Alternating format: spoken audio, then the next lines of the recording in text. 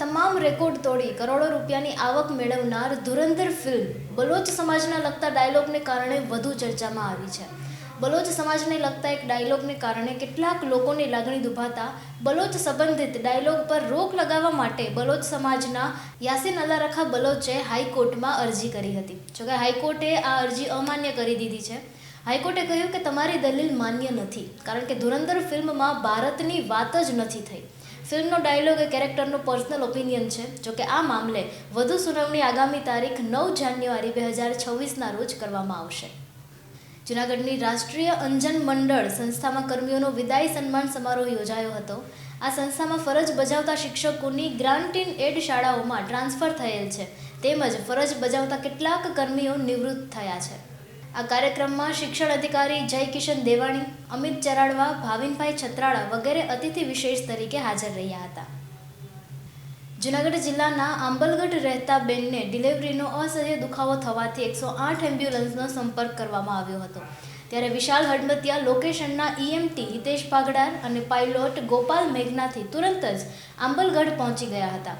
અસહ્ય દુખાવો હોવાથી 108ની ટીમ દ્વારા ઘરે જ નોર્મલ ડિલિવરી કરાવી હતી. બાદમાં મહિલા અને બાળકને જૂનાગઢ સિવિલ હોસ્પિટલમાં દાખલ કરવામાં આવ્યા છે. હાલ માતા અને બાળકની તબિયત સારી છે. જૂનાગઢમાં ગુર્જર ક્ષત્રિય કડિયા સમાજ દ્વારા પ્રમુખ વિવેકભાઈ ગોહિલના માર્ગદર્શન હેઠળ સ્નેહ મિલન અને સમૂહ ભોજનનો કાર્યક્રમ યોજાયો હતો. આ કાર્યક્રમમાં સમાજની શ્યામ મહિલા મંડળની બહેનો દ્વારા સાંસ્કૃતિક પ્રોગ્રામ રજૂ કરવામાં આવ્યો હતો. વધાવીમાં આવેલ શ્રી સરદાર સ્મૃતિ વિદ્યા મંદિરમાં રાષ્ટ્રીય ગ્રાહક દિવસની ઉજવણી કરવામાં આવી હતી. આ ઉજવણી અંતર્ગત જૂનાગઢ જિલ્લા ગ્રાહક પંચાયતના રાજુભાઈ રાવલે કોઈપણ વસ્તુ ખરીદતી વખતે છેતરાઈ ન જાવ તે માટે શું કાળજી રાખવી તેની માહિતી આપી હતી.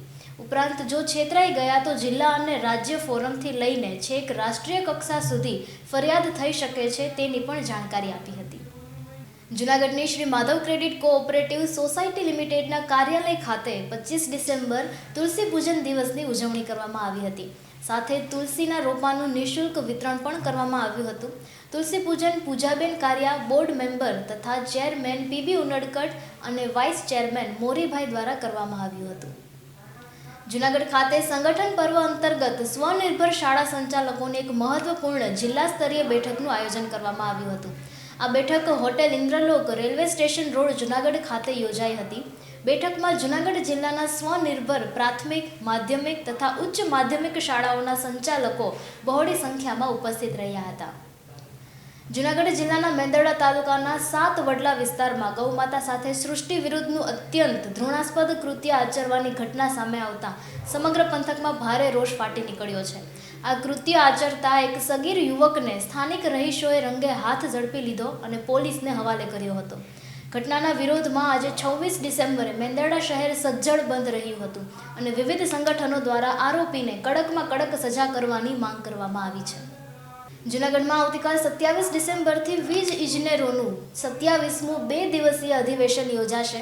આ અધિવેશનમાં ગુજરાત રાજ્યના કેબિનેટ ઉર્જા મંત્રી ઋષિકેશ પટેલ, રાજ્ય કક્ષાના ઉર્જા મંત્રી કૌશિકભાઈ વેકરિયા, GBIના પ્રેસિડેન્ટ ગોરધનભાઈ ઝડફિયા તેમજ AGVKSના પ્રમુખ ભરત પંડ્યા, જૂનાગઢના સાંસદ, ધારાસભ્ય, મેયર તેમજ અન્ય અગ્રણીઓની ઉપસ્થિતિ રહેશે તેમ GBIના જનરલ સેક્રેટરી HG વઘાસિયાએ જણાવ્યું છે.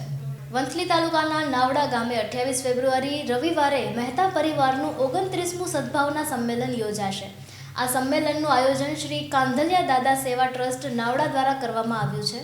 લીલાવંતીબેન મનસુખલાલ મહેતાના પ્રમુખ પદે યોજાનાર આ કાર્યક્રમમાં વેડવા નિવાસી રાજેશભાઈ મગનભાઈ શોભાસણા અતિથિ વિશેષ તરીકે ઉપસ્થિત રહેશે. દેશભરના 78 લાખથી વધુ EPF પેન્શનરોનું કિસ્મત હવે કુદરતના હવાલે કરવામાં આવ્યું છે.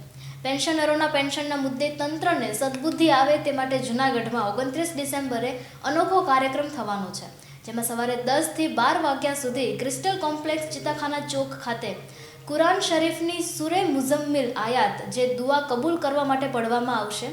સાથોસાથ સુંદરકાંડના પાઠ કરવાના કાર્યક્રમનું પણ આયોજન કરવામાં આવ્યું છે તેમ સલીમભાઈ ગુજરાતીએ જણાવ્યું છે. સિટી કવરેજ ન્યૂઝના ડેઇલી અપડેટ માટે અમારી ચેનલને લાઇક કરો, શેર કરો અને સબસ્ક્રાઇબ કરો. આવતીકાલે મળીશું ફરી નવા સમાચારો સાથે. City coverage news, Junagadh.